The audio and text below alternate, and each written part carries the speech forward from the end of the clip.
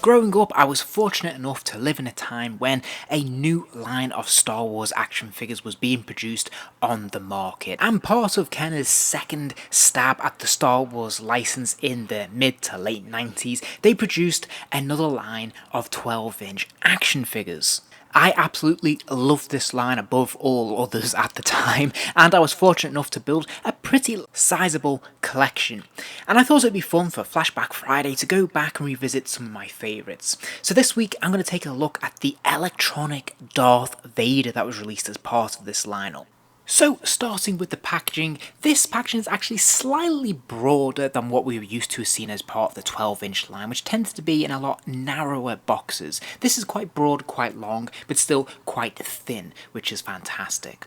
And of course, it has mainly that window display, and behind the figure we can see the standard Kenner Power of the Force green lightsaber sort of effect that we're used to seeing as part of the branding of this line of toys.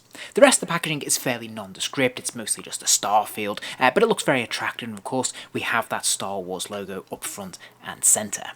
The side panel though is perfectly in keeping with the style of all of the other 12-inch action figures. We have that photograph of the character, a production still of Darth Vader himself, which looks really good, and even today if you stack these up on the shelf they look really fun and inviting, so this is great. And on the reverse, just like the other figures in this line, we have an advert for a few other figures in the collection. The background is just matte black, there's a little bit of blurb about Star Wars at the very top, and of course there is an invitation to collect them all and try me, because of course this is an electronic toy, it has sound effects. So first thing to say about this figure is that he is tall. He is actually in a sort of scale with the other figures in the line, which is brilliant. As we know, Darth Vader should absolutely tower over every other character in the Star Wars universe, and he certainly does. He's probably closer to 14 inches than he is 12. When I first saw this helmet mould, I thought it was maybe a little bit too elongated, a little bit too tall, and that is of course because it is a removable helmet, so it does look a little bit clunky. That said, I do really like the approach to this Darth Vader. The previous one that was released in this line always felt too short and too squat. It was all just one rubber piece, whereas this is a very hard, glossy plastic, and it looks really good actually. I have to say, they've really caught the likeness pretty much perfectly, which is great. My only gripe is, like I said, it's just a little bit too tall for my liking, but nevertheless it actually works very well with this figure, and I'd say out of the two, between this version and the Wave 1 version, this is definitely much better. Now, I did say that the helmet was removable, so you can just unclip the top part of it off, which is great. And just like the movie, it comes apart in 3 pieces, which is great. So you can have the option to have just the mask front showing without the helmet, and having that peek hole at the back there so we can see the scarred Darth Vader as we see in The Empire Strikes Back. But then we can also remove that front mask as well, and we have the head sculpt and the likeness of the actor Sebastian Shaw underneath. And I have to say, this is a really good likeness actually. I really like this, and I like not just the mould, but I also love the paint apps that have been utilised over this sculpt, which is fantastic. So it's a great marriage of paint and sculpt, and what you get is this fantastic impression of detail and texture. And I have to say, it looks really good, particularly when it comes to the scarring on the top of the head and around the side there. I mean, this looks pretty much perfect to what we see on screen, and it's so simply done really, but so effective. I also really like the detailing in the lower visor, the neck piece. We can see again some nice paint apps here, nicely sculpted, and it all looks very authentic, which is brilliant. Now, of course, he has his big, long cloak, he has his underneath tunic and sort of skirt part as well, and then over this we have some of the rubber padding that we see, both the shoulder pads, the chest piece, and of course his sort of belt area as well. This is all nicely sculpted and quite nicely painted, and it's quite nice to touch as well because it is that rubber and it feels quite textured. There's lots of different materials to the touch here, which is great. Now, the underneath bodysuit of this figure is in a sort of faux leather material, which at the time looked absolutely fantastic and felt really sumptuous and rich because it is padded and it feels like it looks in the film. Over time, however, as you can see, it it has a tendency to flake away, as so often this sort of fake faux leather effect often does, and it flakes away, and sadly the more you use it, the more it does flake away. So something to be aware of. If you haven't bought one, you're looking to buy one, then you're going to have a job on your hands trying to find one that hasn't been exposed to certain temperatures and hasn't begun to flake like this.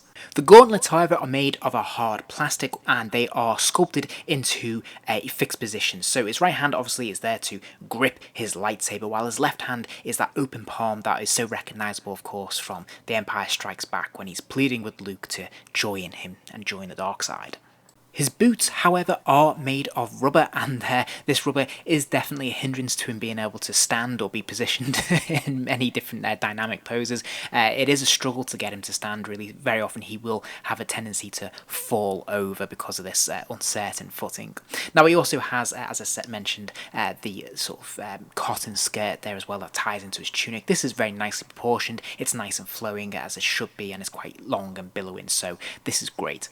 And whilst we're talking about the material used on the skirt, the same material is used for his cloak, of course, and I have to say they've been very generous with this cloak, so it is able to swoop right the way over his shoulders. You can bring it forward and have him fully cloaked, or you can push it back over his shoulder and have this kind of look, which I think looks absolutely fantastic, and I really appreciate that they've given him enough cloth here. There's always a danger with these kind of figures that they don't give him enough material and they can look a little bit short. But in terms of articulation, he does have a swivel at the neck, meaning he can spin his head from side to side. There's a little bit of a nod there, but it's not really articulation for him to be able to lift and hold his head up or down. It won't hold, it's just a little bit loose, I think. Now, there is a ball joint in the shoulder. I can't really get mine to lift his arms up and out at all, to be honest, but it will move up and down comfortably enough. Now, he does have a single joint at the elbow, so he can bend his arm to roughly 90 degrees, and this is a solid joint, which is fantastic. And he also has a swivel at the wrist there, so he can spin his hand right the way around 360 degrees, but there is no hinge. He can bend forwards and backwards a pretty healthy distance, although I think this is coming from the hip articulation rather than it being an ab crunch. I could be wrong. But he does have ball joints in his hips there, so he can kick his legs out to the side, he can kick them forwards, and he can kick them back. Now the legs are a firm rubber. They are those rubber Action Man legs that we're used to seeing in the 90s, so these aren't a joint per se, it's more like a bendy material inside, which will lock into place. And then there's no real articulation in the feet at all.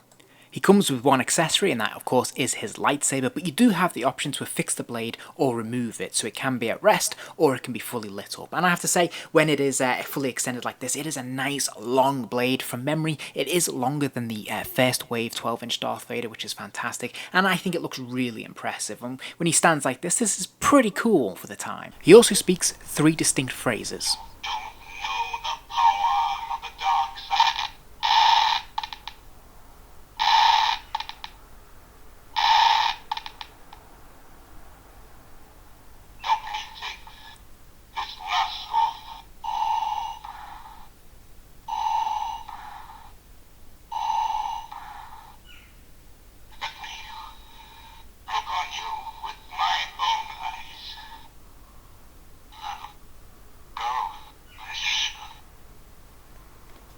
And there you have it. Now, of course, by today's standards, this isn't going to blow anyone away.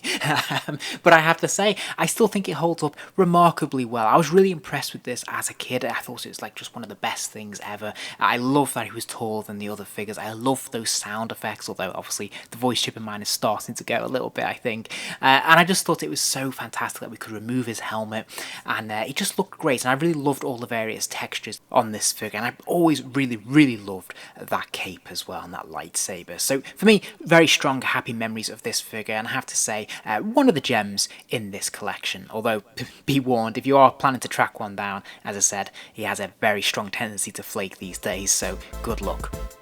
If you enjoyed this video, please do give it a like, and remember to subscribe, as there'll be plenty more videos soon.